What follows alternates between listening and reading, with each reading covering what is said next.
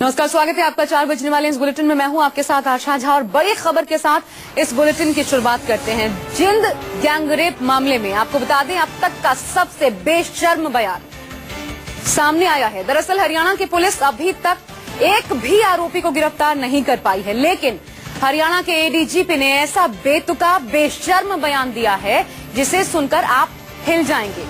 मौकाए वारदात पर पहुंचे हरियाणा के एडीजीपी आरसी मिश्रा ने कहा कि ऐसी घटनाएं समाज का हिस्सा हैं। ऐसी घटनाएं आदि नहीं, अनंत काल से होती आ रही हैं। और ये खट्टर की वो पुलिस है, उसका ये शर्मनाक चेहरा है जो अपराधी को पकड़ नहीं पाती। एक बच्ची के साथ हुई हैवानियत, दरिंदगी को ये समाज की घटनाएं बता रहे हैं, हिस्सा बता रहे हैं।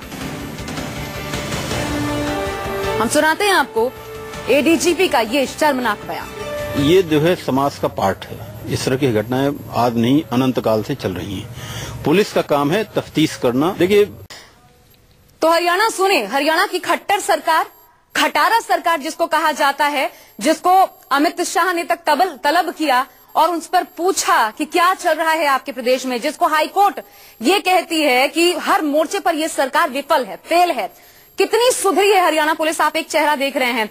हम राहुल प्रकाश का रुख करते हैं, सीधा हमारे संवाददाता हमारे साथ जुड़ रहे हैं। राहुल, पुलिस का काम है तफ्तीश करना, फिर ये ज्ञान एडीजीपी को कहां से आया कि ये घटनाएं समाज का हिस्सा हैं? देखिए, जिस तरीके से जो कानून व्यवस्था पर सवाल उठा था, जिसके बाद पुलिस का रवैया देखा गया था, तो कहीं ना कहीं अपनी नाक बचाने के लिए इस तरीके के बयान दिए जा रहे हैं, तफ्तीश तरीके के बयान दिए जा रहे हैं। तफ्तीश का इश्तद लगातार बता रहे हैं कि तफ्तीश चल रही है, लेकिन क्या चल रही है ये नहीं मालूम।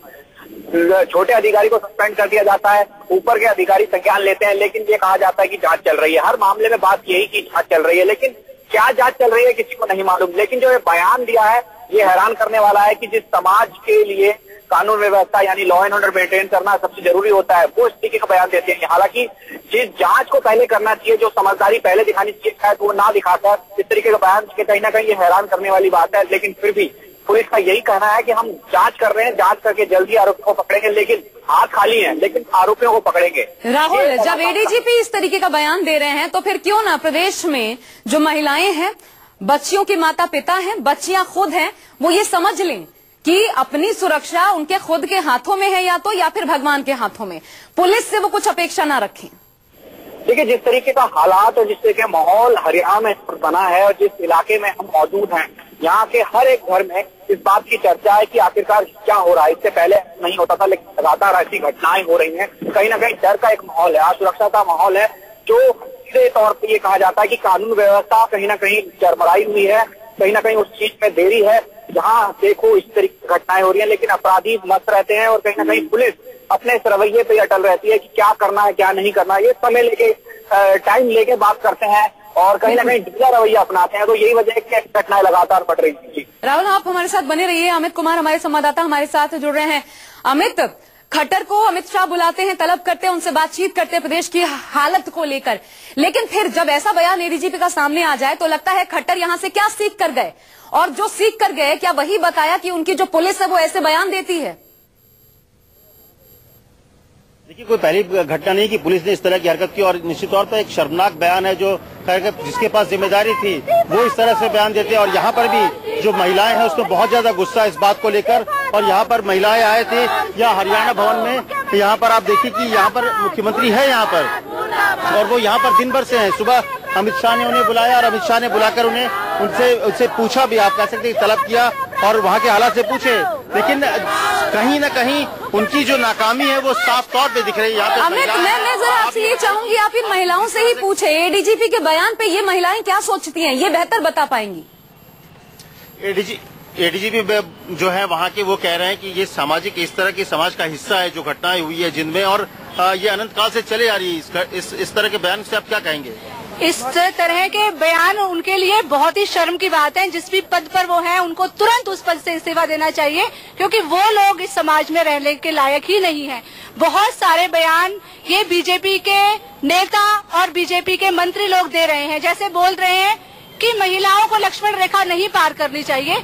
रावण तो फिर आएंगे ही आएंगे, लेकिन हम उनसे ये पूछना चाहते हैं कि रावण खुद नहीं बनते हैं, रावण भी आप लोग ही बना रहे हो। इस समाज के अंदर जो अत्याचार अपराध महिलाओं पर फैल रहा है उसको फैलाने में। एडीजीपी इस तरह का बयान देते हैं कि समाज का हिस्सा, आपको लगता है इस तरह की चीज समाज के हिस्सा? और ये इस तरह का बयान एक पुलिस अधिकारी जिसके जिम्मे इस पूरे मामले को जांच करनी थी, अपराधी को सजा दिलानी थी, वो इस तरह का बयान दे रहा है। देखिए, सबसे बड़े दुख की बात तो यही है, कानून का निर्माण करने वाले और कानून को लागू करने वाले, ये सभी इस समाज का प्रोडक्ट है, जो समाज सड़ गल चुका है, जिनके लिए महिलाएं और बेटियां एक उपभोग की वस्तु बन चुकी हैं। उनके लिए इंसानियत की कोई वैल्यू नहीं है, बेटियों की कोई वैल्यू नहीं है। तभी तो ऐसे दुष्ट और ऐसे अत्याचारी लोग अमित, आप बने रहिए हमारे साथ। और महिलाओं का गुस्सा बखूबी समझा जा सकता है और ये गुस्सा लाजमी भी है।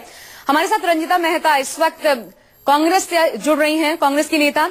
रंजिता जी, एडीजीपी जब प्रदेश का ये कहे कि ऐसी घटनाएं समाज का हिस्सा हैं, ये आज नहीं अनंत काल से चली आ रही हैं, फिर क्या समझती हैं आप? प्रदेश में कानून व्यवस्था है?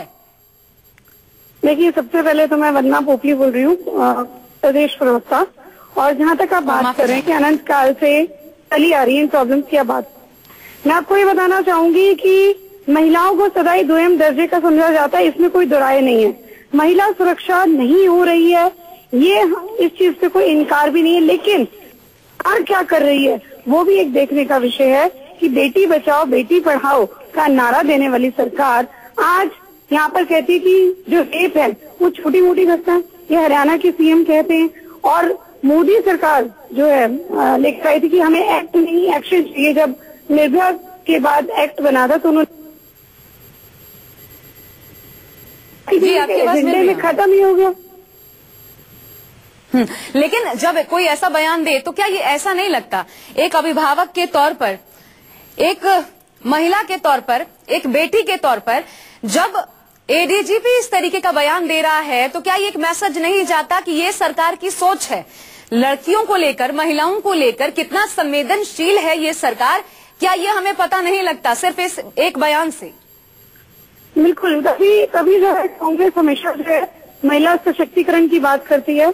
हमने जो है लोकल बॉडीज में 33% रिजर्वेशन दिया है, हालांकि हम आधी आबादी हैं, 50% मिलना चाहिए, लेकिन वो एक शुरुआत थी। चलिए, एक हुआ, हमें एक चीज मिली। उसके बाद राज्यसभा में भी हमने जो है वो बिल पास कराया ताकि विमेन रिजर्वेशन जो है लोकसभा में, विधानसभा में मिले। लेकिन चलिए, बहुत बहुत शुक्रिया आपका वंदना जी हमारे साथ जुड़ने के लिए। महिलाओं में आक्रोश साफ तौर पर देखने को मिल रहा है, क्योंकि एक ऐसा बयान है जो शर्मनाक है। और आखिर ये क्या सोच है, कौन सी सदी में महिलाओं को रखना चाहते हैं ऐसे एडीजीपी, ये इनसे पूछा जाना चाहिए। अमित कुमार हमारे साथ कुछ महिलाओं के साथ लगातार बने हुए हैं। अमित, आपके जरिए इन महिलाओं का गुस्सा हम देख पा रहे थे, और जब एडीजीपी ये बयान दें तो फिर क्या नहीं लगता कि ये सिर्फ एक पुलिस अधिकारी का बयान नहीं, ये इस सरकार की सोच है, और यही सोच है जो महिलाओं के लिए है हरियाणा में कम से कम? देखिए, निश्चित तौर पर ये सरकार की सोच बताता है, क्योंकि वो जो अधिकारी है, पुलिस अधिकारी है, वो छोटे लेवल के नहीं है या कोई सिपाही नहीं है, बल्कि एडीजीपी लेवल के अगर अधिकारी इस तरह का बयान देते हैं तो निश्चित तौर पर वो एक सरकार की सोच। और आप खुद देखिए, मनोहर लाल खट्टर यहाँ पर हैं, वहां पर लगातार लड़कियों के साथ बलात्कार हो रहा है, जिनमें इतनी बड़ी घटना हुई है, एक तरह से निर्भया 2 को आप कह सकते हैं, और वहां पर इसके बावजूद वो दिन भर यहाँ पर है। इसको लेकर सवाल निश्चित तौर पर होता है। जो यहाँ पर बीजेपी अध्यक्ष अमित शाह ने उनसे जवाब तलब किया, उनसे पूछा कि ये जो हालात हुए, कानून व्यवस्था लगातार बिगड़ रही है, उसके लिए जिम्मेदारी किसकी होगी? हालांकि भले ही उन्होंने बयान देकर ये कहा कि हम कोशिश कर रहे हैं, लेकिन एक प्रशासन के तौर पर, एक मुख्यमंत्री के तौर पर जो जिम्मेदारी उनकी होनी चाहिए, कहीं ना कहीं मनोहर लाल खट्टर या उस तरह का प्रभाव छोड़ने में नाकाम रहे हैं। और इसीलिए यहाँ पे जो महिलाओं की गुस्सा इसी बात को लेकर ज्यादा है कि वहां पर लगातार ये घटनाएं हो रही है, इसके बावजूद मुख्यमंत्री इस तरह चुप्पी साधे हैं, सिर्फ बयान देकर अपने खाना पूर्ति कर रहे हैं। क्या आपको लगता है कि ये जो बयान आया है आज, मुख्यमंत्री ने कहा है कि हाँ, हम जिम्मेदारी कर रहे हैं, हम कार्रवाई कर रहे हैं, कुछ लोगों पर जो पुलिस वाले उन पर एक्शन भी लिया है, ये सब खोखले बयान है। इन बयानबाजी एक्शन के हिसाब से नहीं हो रही, तो सीबीआई इंक्वायरी की जांच की वहाँ पर। और जो कानून व्यवस्था की ओवरऑल है, चाहे वो रोज डाके पड़ते हैं या पेट्रोल पंप लूटे जाते हैं, ऐसा लगता है कानून व्यवस्था प्रदेश की बिल्कुल चरमरा गई है, हो गई है। 3 साल में 3 बार तो हरियाणा में जो है हरियाणा का जलाने का काम हुआ, और ये सब जो हुआ ये सरकार की लापरवाही से हुआ। दिशाहीन सरकार है और पुलिस को भी सही डायरेक्शन सरकार के नहीं है।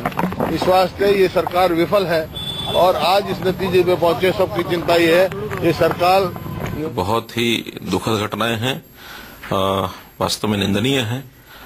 मैं स्वयं इन घटनाओं से बड़ा आहत हूं और मैं समझता हूं कि इन घटनाओं के ऊपर हम पूरा सख्ती से जो इनका कार्रवाई करनी है हम कराएंगे। हमने पुलिस को एक प्रकार से निर्देश दिए हैं कि वो अपनी गश्त बढ़ाएं। जहां कहीं ढिलाई है उस ढिलाई को दूर करने के लिए हमने जो अधिकारी हैं उनको भी चुस्त दुरुस्त करने के लिए सारी अपनी व्यवस्थाएं की हैं। 3 आईजी लेवल के लोगों को भी हमने बदला है। समझता हूं ये ऐसी घटनाएं हैं, इससे चिंतित होना स्वाभाविक है और इसमें सरकार तो अपनी ओर से करेगी। मेरी समाज से भी अपील है कि इस प्रकार की घटनाएं कैसे रोके, इसके ऊपर सब लोगों को मिल करके काम करना चाहिए। एक बात मैं निश्चित रूप से कहता हूं कि इस प्रकार की घटनाओं पर राजनीति नहीं होनी चाहिए और मैं कभी इस प्रकार की घटनाओं पर राजनीति करता नहीं हूं।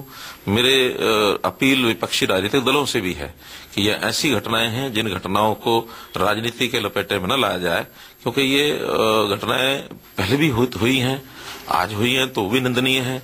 आगे न हो इसका मिलजुल करके हमको विचार करना चाहिए। लड़की, कोई महिला जिसके साथ इस प्रकार की कोई घटना घटित हो रही है, कोई हरकत हो रही है, तो वो मोबाइल से केवल टच पैड पर ही अपना मैसेज यदि पहुंचा देते हैं पुलिस को तो तुरंत कार्रवाई की जाएगी और उस कार्रवाई में जहां कहीं आवश्यक होगा काउंसलिंग करने की बात, तो हम ऐसे लड़के, ऐसे जो हरकत करने वाले लोग हैं उनको काउंसलिंग से ठीक करना होगा तो काउंसलिंग से करेंगे। कहीं लीगल एक्शन लेने की बात आएगी तो उनके खिलाफ लीगल एक्शन लेंगे। छेड़खानी की घटनाएं निरंतर यदि कहीं होती है तो उसकी व्यवस्था करेंगे, पेट्रोलिंग बढ़ाएंगे ताकि पुलिस जो है जल्दी से जल्दी ऐसे अपराधियों को, कल्प्रिट्स को पकड़ सके, उनकी काउंसलिंग कर सके। आखिरी अपराध घट कैसे जाए, निरंतर न बढ़े, इसकी व्यवस्था हम कर रहे हैं।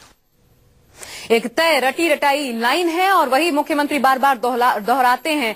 आईजी लेवल के अधिकारियों पर कार्रवाई की है, लेकिन अगर सरकार इतनी गंभीर है तो एडीजीपी कैसे ऐसा बयान दे देते हैं जो सिर्फ ना गैर जिम्मेदाराना है बल्कि शर्मनाक है और सरकार की सोच भी दर्शाता है। और ऐसे में सवाल इस खट्टर सरकार से कि कब तक आखिर भरोसा देंगे खट्टर। सिर्फ निंदा करने से क्या होगा, हरियाणा पुलिस एक्शन में कब आएगी, कब तक सिर्फ भरोसा देंगे खट्टर। सबसे बड़ा सवाल यही है कि क्या सिर्फ भरोसे पर अब महिलाओं को, लड़कियों को, माता पिता को रहना होगा सिर्फ क्योंकि खट्टर भरोसा दे रहे हैं। और लेकिन जो एक्शन में होना चाहिए वो कुछ नजर नहीं आता। आईजी लेवल के अधिकारियों पर कार्रवाई की गई है, लेकिन इसके बावजूद एडीजीपी जब ऐसा बयान दें तो फिर सवाल उठता है कि आखिर ये सरकार कितनी गंभीर है हमारी और आपकी सुरक्षा को लेकर। और जब हर मोर्चे पर यह सरकार फेल नजर आए तो फिर ऐसे अधिकारियों को पद पर रहने का क्या हक बनता है जो सांत्वना नहीं दे सकते, लेकिन हाँ माहौल एक तरीके से जरूर अपने बयानों के जरिए उड़ा सकते हैं और अपनी सोच जो कि न सिर्फ शर्मनाक है बल्कि बेहद निंदनीय है वो भी जनता के सामने पूरी साफ गोई से रखते हैं।